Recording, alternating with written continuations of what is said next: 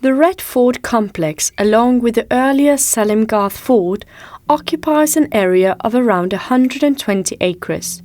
The Red Fort was built by the Mughal Emperor Shah Jahan as part of his new capital Shah Jahanabad in the mid-17th century.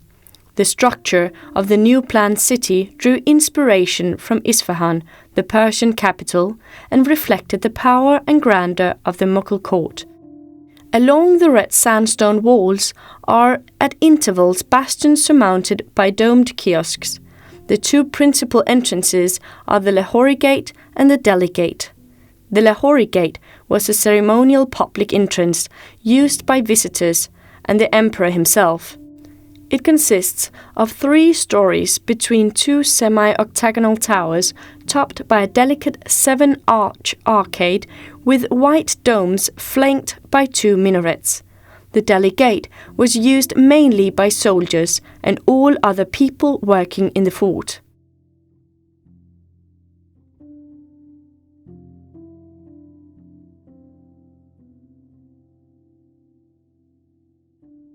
Lahore Gate gets its name because it faces west towards Lahore in Pakistan. The Lahore Gate leads directly into Chatta Chowk, a vaulted arcade formerly used as the palace market.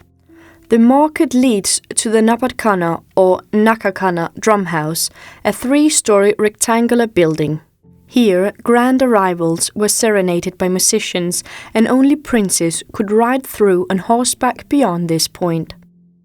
Within the enclosing walls, the spatial organization and architectural attributes of the ensemble of Mughal monuments display most of the main day-to-day activities of Shah Jahan's court, which at its height accommodated around 3,000 people. The Red Fort was the first Mughal palace fort developed on the basis of a geometrical grid pattern set within an octagonal form and within an octagonal city plan.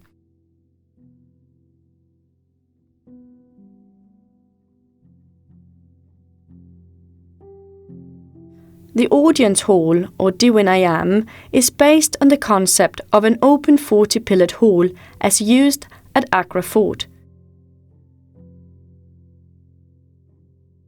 An ornate canopied throne balcony for the emperor stands at the center of the eastern back wall of the Diwan, behind which the private apartments lie. The throne balcony is of white marble, carved and inlaid with precious stone in pietra dura. A low bench in front of the throne seats a minister.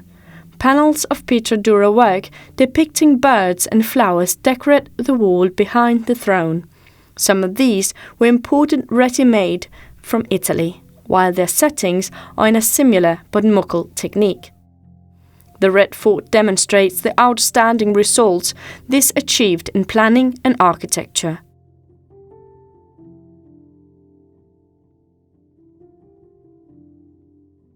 It is positioned between the public and private parts of the fortress. It faces a large open courtyard, and behind the back wall lie the private imperial palaces. The Diwan is a hypostyle hall in red sandstone, 9 bays wide and 3 bays deep. Each column has 12 sides and supports cusped arches. This arch form, much used under Shah Jahan, has early Indian origins and can be traced to both Hindu and Buddhist sources. During Shah Jahan's time, the columns were plastered, painted and gilded with rich cloths draped between them to create an opulent atmosphere. The Red Fort has been a symbol of power since the reign of Shah Jahan and was a place where Indian independence was first celebrated and is still celebrated today.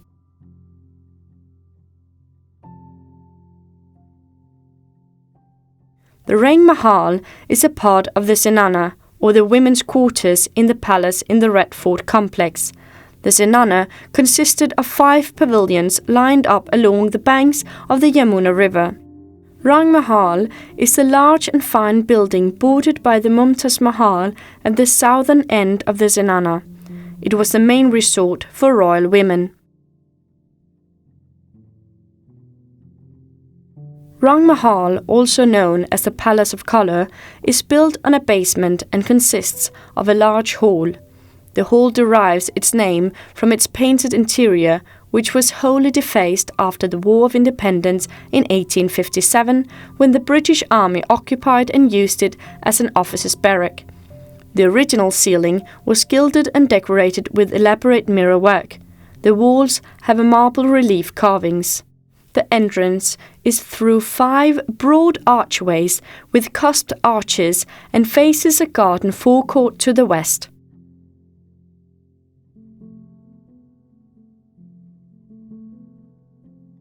Prior to the Mughal period, the principles of city planning had been developing in India since around the 3rd millennium BC. In the intervening centuries, the construction of forts, palaces, temples, gardens, and water systems had all come to be seen as key elements of local architecture. During the early Mughal period, in the 16th and 17th centuries, architectural styles from Persia came to be fused with the local Hindu tradition to create what became a distinctive Mughal style.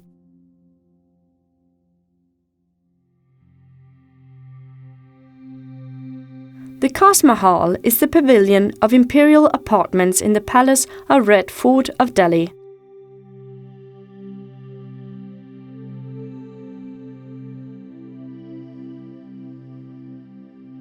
On the south, facing the Rang Mahal, is a baitak or sitting room, which is the veranda painted in lavish white and gold floral patterns with accents in blue and green.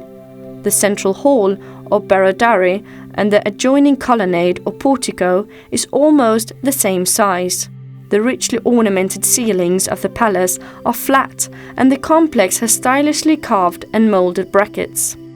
It is the 3rd pavilion from the south in the row of palatial pavilions that stands along the eastern edge of the fort. To its south lies the large zenana, the Rang Mahal, and to its north is the Diwan-i-Khas, the hall of private audience. The Khas Mahal is relatively small and divided into 4 main parts. It is believed that Shah Jahanara lived in the northern one of the 2 almost identical pavilions separated from the central hall by a high marble wall. These red sandstone pavilions have been plastered with white shell plaster and have skillful gold work in its mural paintings. The interiors are profusely ornamentic in floral and geometrical patterns from the dados to the ceiling. Gold and blue, the royal colours, have been abundantly used here and still their traces are visible on the walls.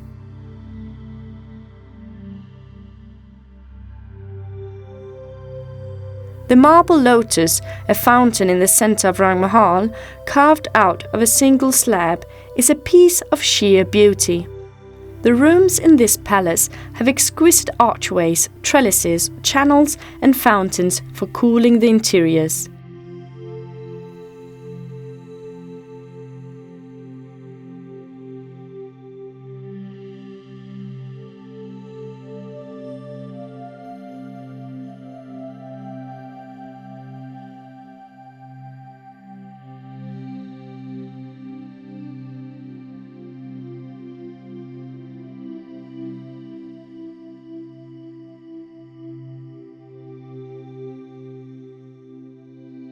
Located in the private area of the Red Fort Palace complex between the Khas Mahal and the Imperial Baths, the Diwan-i-Khas was the Mughal Empire's private audience hall. This is the most ornamental of all Shah Jahan's buildings, of white marble decorated with floral Pietro Dura patterns on the columns, with precious stones and gildings. Raised on a plinth, it is open on all sides except where it faces the river and is enclosed by pierced jali panels.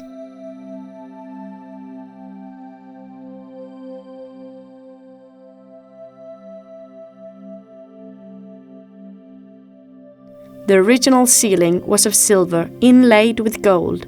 The roof of the building is flat and includes a particular detail inspired by the traditional Bengali roof. The roof wall intersections are slightly rounded and plastered.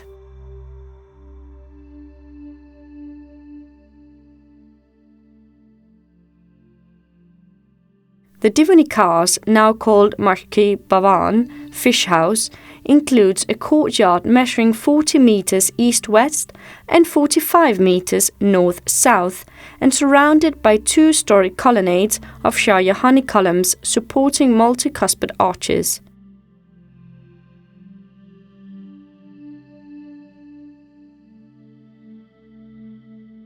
The hall was used by the emperor for giving private audience to the selected courtiers and visitors.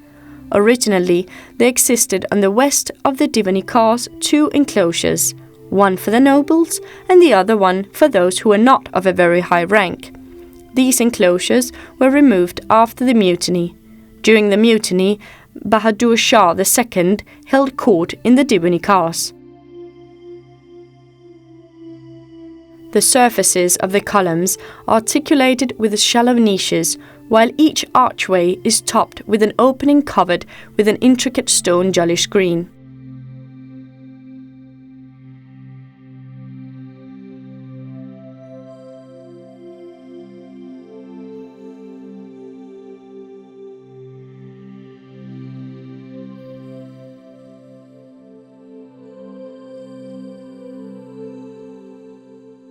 The Red Fort complex was the palace for Shah Jahan's new capital, Shahjahanabad, the seventh Muslim city in the Delhi site. He moved his capital from Agra in a move designed to bring prestige to his reign and to provide ample opportunity to apply his ambitious building schemes and interests. The spatial layout of the fort and its relationship with the river and with the city were key aspects of its design. It is said to be the unique synthesis of Persian, Hindu and Islamic concepts of city planning and the first Mughal fort palace to be systematically planned, in distinct contrast to Lahore and Agra. Within the enclosing walls, there was a careful spatial differentiation of the various functions of the court, and the buildings reflected hierarchical social structures.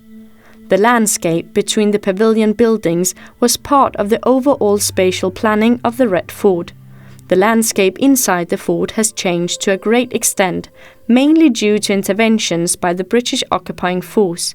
From the current layout of the gardens, it is difficult to identify what is authentic Mughal design and what is not.